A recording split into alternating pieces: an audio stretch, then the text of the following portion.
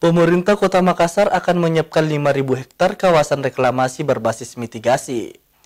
Wali Kota Makassar Dani Pomanto menilai jika hal itu perlu dilakukan untuk meminimalisir terjadinya bencana alam seperti banjir rob di wilayah pesisir.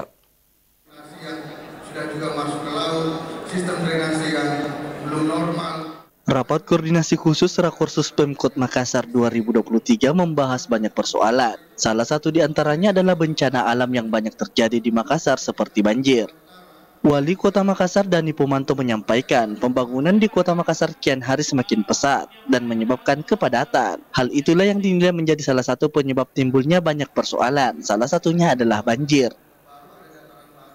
Dani mengatakan tersisa 35% wilayah di Kota Makassar yang belum terbanguni, sehingga solusi terbaik untuk meminimalisir tingkat kepadatan yakni reklamasi.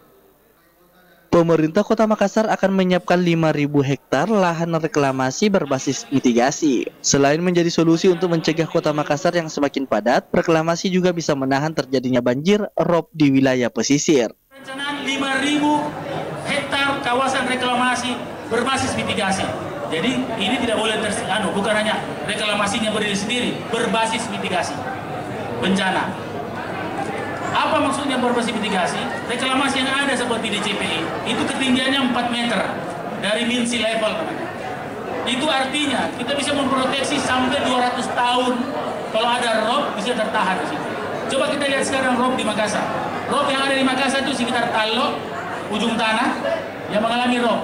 Kenapa? Karena di situ justru tidak ada reklamasi. Reklamasi Newport itu reklamasi untuk kebutuhan ruang dan kebutuhan perairan. Tapi reklamasi yang ada di Pantai Losari itu reklamasi kebutuhan mitigasi.